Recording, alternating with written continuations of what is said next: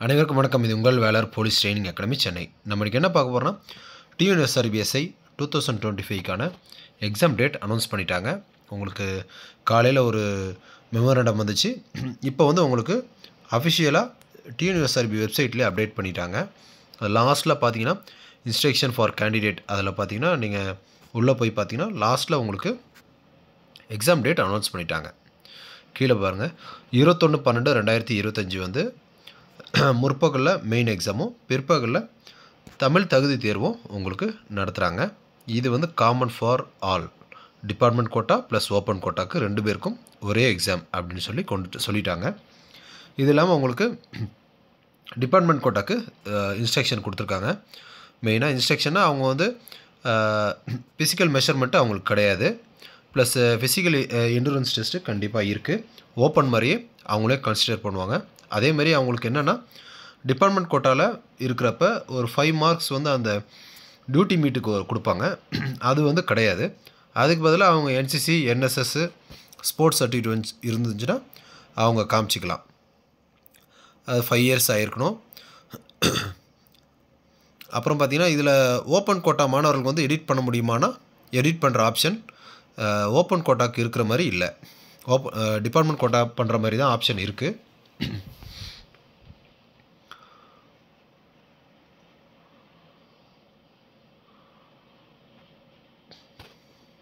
உங்களுக்கு இதோட பீரியட் வந்து எப்போன்னு சொல்லிட்டு அதுவும் அறிவிப்பாங்க. இப்போ ஓப்பன் பண்ணியிருக்காங்க.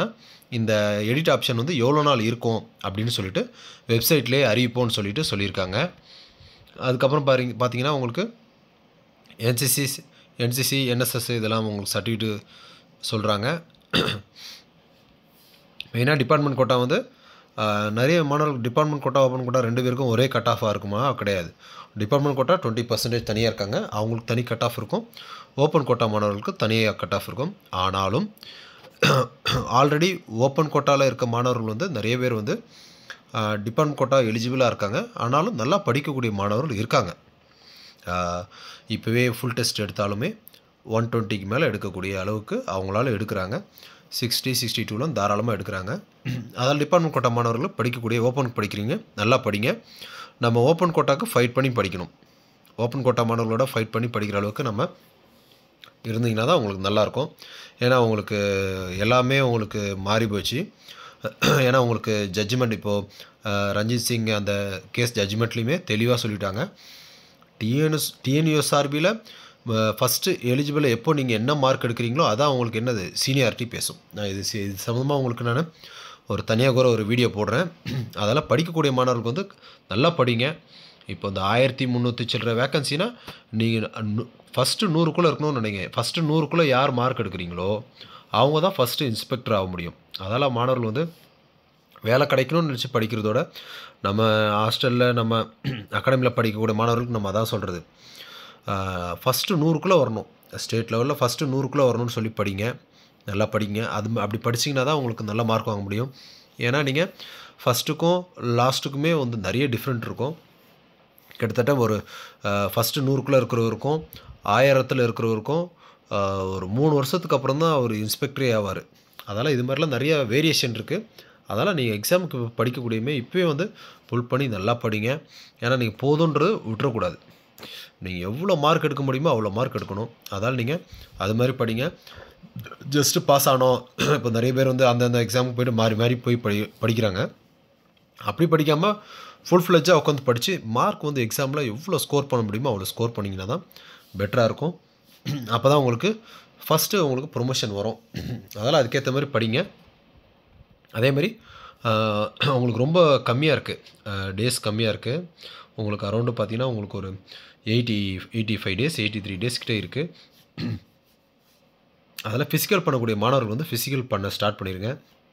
உங்களுக்கு டிசம்பரில் எக்ஸாம் இருந்துச்சுன்னா அதிலேருந்து பார்த்தீங்கன்னா உங்களுக்கு ஒரு 30 டேஸ்க்குள்ளே ரிசல்ட் வரும். அதுக்கப்புறம் ஒரு 20 டேஸில் உங்களுக்கு ஃபிசிக்கல் கண்டிப்பாக வந்துடும். அரௌண்ட் பார்த்தீங்கன்னா உங்களுக்கு ஒரு 45 டேஸ். அப்போ 45 டேஸ்னால் பார்த்தீங்கன்னா உங்களுக்கு ஜான்வரி கடைசியிலையோ அல்லது ஃபெப்ரவரி ஸ்டார்டிங்கில் உங்களுக்கு ஃபிசிக்கல் கண்டிப்பாக இருக்கும். அப்போ அதுக்கப்புறம் பார்த்தீங்கன்னா ஃபிசிக்கல் நடந்து ஒரு 10 டேஸ் 15 டேஸ்லேயே உங்களுக்கு என்ன வந்துடும் ரிசல்ட்டு கண்டிப்பாக வந்துடும். மார்ச்சில் உங்களுக்கு கண்டிப்பாக உங்களுக்கு மார்ச் எண்டுக்குள்ளே உங்களுக்கு வைவா உங்களுக்கு இருக்கும், இன்டர்வியூ இருக்கும். கண்டிப்பாக உங்களுக்கு ஏப்ரலில் அப்பாயின்மெண்ட் ஆர்டரே கொடுத்துருவாங்க. உங்களுக்கு பிஃபோர் வந்து எலெக்ஷன் வந்து டேட் அறிவிக்கிறதுக்கும் டேட் அறிவித்தாலும் ஒன்றும் பிரச்சனை இல்லை. அந்த அமலுக்கு வரும் நல்ல அந்த ட்ரான்ஸ்ஃபர் இதெல்லாம் பண்ணுவாங்க. அந்த பீரியடுக்குள்ளே இவங்களோட பவர் முடிகிறதுக்குள்ளே இவங்க எல்லாமே கொடுத்துருவாங்க. அப்பாயின்மெண்ட் ஆர்டர் கண்டிப்பாக கொடுத்துருவாங்க. அப்பாயின்மெண்ட் ஆர்டர் கொடுத்துருவாங்க. மேபி ட்ரைனிங் வந்து லேட்டாக போகலாம். பட் ஆனால் அப்பாயின்மெண்ட் ஆர்டர் கொடுத்துருவாங்க. உங்களுக்கு எல்லா ஒர்க்குமே முடிஞ்சிடும். அதெல்லாம் மாணவர்கள் பயப்பட தேவையில்ல. சப்போஸ் தப்பி தவறி கொஞ்சம் லேட்டாக போனாலும் பிரச்சனை கிடையாது. நீங்கள் தைரியமாக இது பண்ணலாம். ஏன்னா எது எப்படி சொல்கிறேன்னா 2015 அப்படி தான் இருந்துச்சு. ஒரு ஆட்சியில் வந்து இதே மாதிரி தான் இருந்துச்சு. மாறிச்சு. ஒன்றும் எந்த பிரச்சனையுமே இல்லை. ஒன்ஸா நீங்கள் உங்களுக்கு அந்த உள்ள இதுவாகிட்டு போயிட்டீங்கன்னா அது பாட்டு ஆட்டோமேட்டிக்காக உங்களுக்கு போயிட்டே இருக்கும். எந்த விதமான பிரச்சனையுமே வராது. மாணவர்கள் அதை நினச்சி பயப்பட தேவையில்லை. நீங்கள் உங்களோட கடமை படிக்கிறது, நல்லா படிங்க, கடுமையாக படிங்க. ஃபிசிக்கலுக்கு இப்போயே தயாராகிக்குங்க. ஃபிசிக்கல் வந்து உங்களுக்கு டேஸ் கம்மியாக இருக்கும். அதுவும் பார்த்திங்கன்னா நீங்கள் ஃபிசிக்கல் பண்ணக்கூடிய காலம் பார்த்திங்கன்னா போன வருடம் மழை டைமில் தான் பண்ணாங்க. அதே மாதிரி தான் இந்த முறையும் வரும். அதால் உங்களுக்கு அப்போல்லாம் கிரவுண்ட்ஸ் ரொம்ப இதுவாக இருக்கும். அதால் நீங்கள் இப்போயே கொஞ்சம் கொஞ்சமாக ஃபிசிக்கல் இது பண்ணிங்க. லாஸ்ட் டைமில் பண்ணிக்கலான்னு சொல்லி பண்ணாதீங்க. இப்போவே இருக்குது. இப்போவே எவ்வளோ பண்ண முடியுமோ பண்ணிக்கங்க. ஆனால் ஃபிசிக்கலுக்கு உங்களுக்கு நாட்கள் பத்தாது.